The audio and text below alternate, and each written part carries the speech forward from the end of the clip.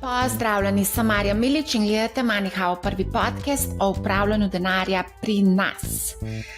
Nadaljujemo z našo serijo krajših epizod, kjer odgovarjamo na vprašanje, kam zdaj s 100 tisočaki za obdobje 3 let. Na vprašanje je odgovorilo že 5 sogovornikov, mnenja so precej različna, ampak če lahko potegnem eno črto oziroma eno usporednico, lahko rečem, da se večina odloča za bolj konzervativne naložbe, kot so recimo obveznice. V današnji epizodi gostimo Matjaža Dleska, on je višji upravljalec investicijskih skladov pri družbi Triglav Skladi. Tako, tudi z njim sem posnela epizodo pred tem rezom ECB-ja, ključnih obrestnih mer, kjer so zrezali za 25 bazičnih točk. Tukaj se v bistvu z Matjažem pogovarjamo o tem, da bolj, ko se bodo nižale obrestne mere, več denarja se bo prelilo na borzo. Tukaj Matjaž tudi omenja, da se mu zdijo mogoče bolj zanimive dolgoročne obveznice, tudi 5, 10, 60, celo 100-letne obveznice omenja, in sicer v okolju, ko so obrestne mere na trgu nižajo, glavnice teh dolgoročnih obveznic se zelo odzovejo. Malce sva se pogovarjala tudi o delnicah in sektorjih, ki bi potencialno bili lahko zanimivi, tako da želim vam prijetno poslušanje. Ja, z nami je Matjaž Dlesk, upravljalec premoženja pri družbi Triglav Skladi. Zdravo, Matjaž. Zdravo. Danes bomo midva odgovorila na vprašanje, kam s 100 tisočaki za obdobje 3 let. Številni ljudje imajo toliko denarja na računu in ne vedo, kaj početi s tem. Kaj bi recimo ti predlagal? Dobro, zdaj tukaj je ena stvar, da imamo različne, se pravi, tipe investitorjev, različne nagnjenosti k tveganju, različne tudi nagnjenosti, kar se tiče, se pravi, želja in tudi, kar se tiče recimo same trajnostnih zahtev. Tako da tukaj tudi glede na to bi bil seveda lahko najprej bi treba seveda pri nas izdelati, se pravi, profil samega investitorja, da vidimo, kakšne so želje, da vidimo, kaj točno hočemo imeti, ne, in potem šele recimo začeti razmišljati o tem, katere asset klase, se pravi, kaj je tukaj samo z depozite, obveznice, lahko tudi delnice, lahko mogoče kakšno bolj tvegano, kot recimo delnice, so kakšne alternativne stvari, kaj od tega recimo je smiselno.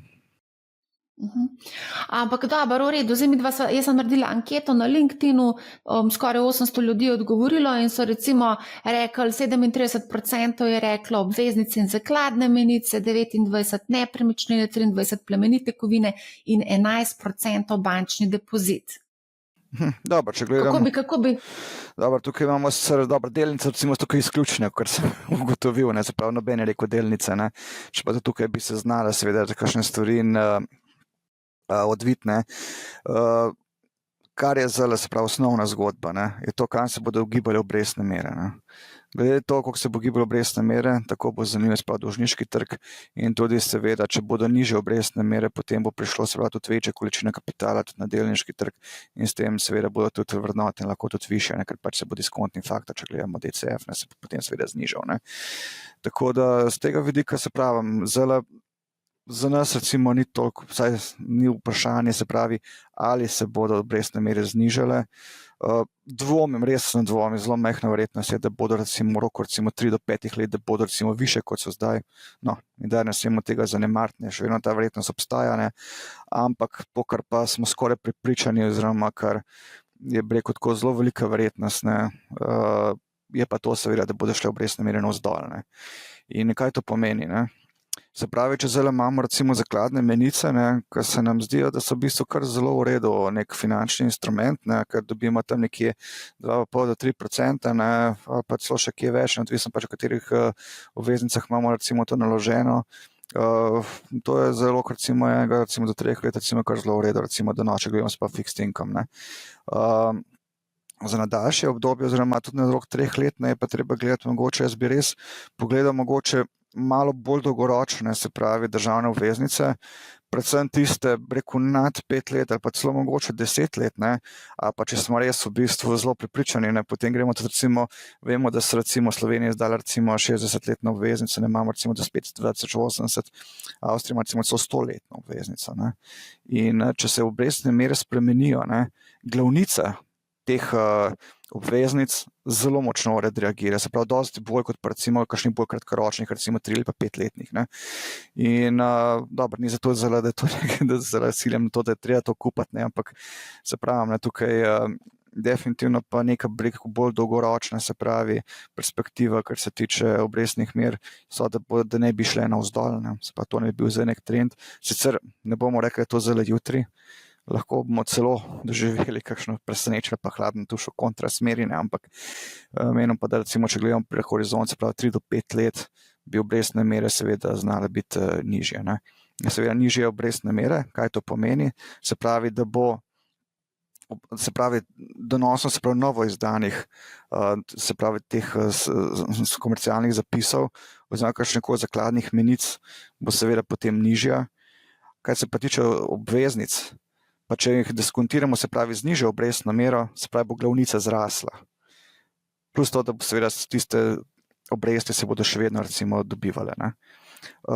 Tako da tukaj recimo, kar se tiče se pravi samih fixed income oziroma nekega v bistvu dolžniškega trga, ne, da tukaj bi seveda to rekel, ne. In podobno kot recimo za, se pravi, zakladne menice velja za depozite, ne, pa čemer vemo, da so trenutno recimo obrestne mere na recimo zakladne menice višje kot pa recimo na depozite, ne. Če bodo obrestne mere na depozite padale, oziroma na konkretno obrestne mere, če bodo padale, potem tudi verjetno obrestne mere na depozite ne bomo mogli reči, da bodo zelo imeli ne vem kakšno rast, da bomo se po drugi strani tudi rekli, da bo zelo ne vem kako slabo za to, ne, ampak vseeno pa tukaj ni recimo pri depozitih te možnosti, se pravi povečanje glavnice, ne. Ker recimo, če kupite recimo dolgoročno obveznico, potem tukaj recimo je možnost, da bo glavnica seveda zrasla, ne. Pri depozitih pač dobite tisto obrestno mero, ki jo pač dobite, ne. In če veste recimo za 1 leto, ne, potem dobite pač tisto obrestno mero, ko dobite, ne. Če pa za več let vežete, ne, je pa potem dobite pač sicer mogoče malo višjo obrestno mero, ampak še vedno je vprašanje, koliko bo to, po kakšni obrestni meri boste potem lahko še kasneje, ko bo depozit zapadel, po kakšni obrestni meri boste potem to vezali naprej, ne. Kaj si pa misliš o nepremičninah? 29%, to je kar precej, je glasovalo za nepremičnine, 100.000 evrov za obdobje 3 let. Jaz se povezam mogoče z drugim vprašanjem, ne, se pravi tudi precej glasovalo za plemenite kovine, ne. 23, Pa ja. ne pozabiti, ne, da oboje trenutno zdaj kar na dosti visokih ravneh, ne. In dobro, zdaj nepremičnina tukaj nisem nek strokovnjak, ne, in tukaj pač ne investiramo direktno v nepremičnine, ne, tako da bi zelo težko rekel, ne, ampak glede na to, da dobro, denarja še vedno recimo precej na strani, ne, Slovenci smo tradicionalno pač naklonjeni investiranju v nepremičnine, ne, tudi strah pred inflacijo, zelo mnoge prignal to, da so pač začeli investirati v nepremičnine, fond v bistvu ni in tudi ga verjetno nekaj časa še ne bo, ne. Tako da, dobro, če gledam samo tukaj analiziramo čist pavšalno breko ponudbo povpraševanje, ne. Tukaj verjetno, mislim, težko da bi pričakoval, da bo zelo šlo vse skupaj strmo navzdol, ne. Zdaj, kar se tiče pa, se pravi, plemenitih kovin, ne, tukaj pa, se pravi, mislim, da tukaj nek bubble sicer je, ne, ampak da ne morem pa zelo reči, kam bo šlo to zelo naprej, ne. Ker tukaj pa se mi zdi, vsaka kovina je v bistvu malo posebna in tukaj so, kar se tiče samega ponudbe povpraševanja, so različni faktorji v ozadju in težko rečemo zelo, kaj bo potem na daljši rok prevladalo, ne. Kaj pa recimo konkretno za zlato? Vse ravno zato tukaj mislim, ne, ima tisti efekt, ne, se pravi, da je zelo se skupaj zraslo, ne, zelo si sprašuje to za kupiti, ne. Potem, ko enkrat neka stvar res raste, treba res se vprašati, je to še za kupiti ali ne. In zdaj za plemenite kovine, recimo, kjer v bistvu ni v ozadju neke zgodbe, neke rasti, ne, mislim, to je pač kamen, ne. To je vredno pač to, kar je ponudil povpraševanje. Sej podobno recimo Bitcoin, ne. Tam, ko bomo imeli recimo povpraševanja, pa to, ko bomo imeli ponudbe, ne, to bo pač cena, ne. Če bo pač povpraševanje dosti večje od ponudbe, bo šla stvar navzgor in obratno, ne. Če bo ponudba večja, si bo hotel prodati, bo šla stvar navzdol, ne, ker tukaj pač ne moram reči, da so tukaj neki denarni tokovi v ozadju, ko govorimo o se pravi plemenitih kovinah in ali seveda tudi se pravi o kriptovalutah, ne. Medtem, ko recimo pri nepremičninah je že stvar mogoče malo drugačen, ker tam posebno imamo v bistvu neko rendo, ki lahko dobivamo, če damo recimo najem to naprej, tudi potem enkrat se ta stvar lahko prodaja in tako dalje, tako da tam potem račune so malo drugačno, ne. Se pravi, zdaj pod črto sva rekla 100.000 v neke dolgoročne obveznice. Ja, če gremo to, no, čeprav se pravi, ne, dobro, jaz težko rečem, to so neki asset classi, ki jih recimo dosti slabo pokrivam, ne, mislim, to se bo kolege s tem ukvarjajo, ne, kar se tiče pa se pravi samih delnic, ne, tukaj pa še vedno, mislim, vedno so priložnosti, ne. Tako, tudi za to 3-letno obdobje. 3 do 5 let se mi zdi, da je, ne. Zdaj je zelo vroče. Recimo, da povej, kateri je vroči sektor, recimo, ki bi ti bil zanimiv za to obdobje. Informacijska tehnologija se mi zdi, da tukaj, kar se tiče umetne inteligence, da tukaj še niso rekli zadnjo besedo. Potem ena stvar, kjer bi tudi mogoče lahko še bila, so električni avtomobili. Dobro, tukaj so določena tveganja še v ozadju, ne. Predvsem to, da je večina stvari prihaja z Kitajske, ne, in da se tukaj govori o nekih carinah, ne, tako da oziroma drugačnih trgovskih omejitvah. Kar se tiče pa ostalih stvari, pa še vedno gledamo obnovljive vire energije, ne. To je treba vedeti, ne, da to je neka stvar, ki bomo za zeleni prehod absolutno potrebovali, ne. Mislim, jaz si ne morem recimo predstavljati, da lahko recimo elektrificiramo promet, zraven pa elektriko vlečemo iz termoelektrarne, ne. Verjetno bo to treba iz kakšnih sončnih elektrarn, iz vetrnic, hranilnikov energije, mogoče tudi recimo iz jedrske energije, ne. Jasno, ne, povpraševanje potem mislim, da če se bodo hotela podjetja razogljičiti in seveda trend bo šel v to smer, ne, potem bodo seveda takšno energijo potem potrebovala, ne. In če pa gledamo recimo, se pravi proizvajalci iz obnovljivih virov energije, recimo cena teh delnic, ne, to je v zadnjih 2 letih recimo šlo krepko navzdol, ne. Zdaj, jasno, tukaj so spet diskontni faktorji, oziroma pač visoke obrestne mere, ne, ki enostavno pač zmanjšujejo vrednost tega, ne, in če bodo šle obrestne mere navzdol, ne, potem to lahko potem podobno zgodbo kot recimo na državnih obveznicah, ne. Se pravi, plus da je tukaj še neka v bistvu growth zgodba v ozadju, ne, ker pač ta sektor enostavno bo moral rasti, ne. Omenil se Kitajsko, ti je Kitajska kot regija zanimiva, recimo tudi za to obdobje 3 do 5 letno? Dobro, Kitajska, recimo, tukaj so malo geopolitična tveganja, ne, se pravi, predvsem to rivalstvo recimo z Združenimi državami Amerike. Oni bodo lahko imeli recimo precej recimo nekih omejitev, ko se bodo hoteli širiti recimo kamorkoli globalno. Tudi vidimo recimo, kar se tiče čipov, pa to naprej, to ne dobijo vsega, ne, se pravi, tukaj, kar se tiče tudi izvoz tehnologije na Kitajsko, ne, oziroma uvoz tehnologije strani Kitajcev, so precejšnje restrikcije, ne, ki jih v bistvu kar zelo v bistvu tepejo.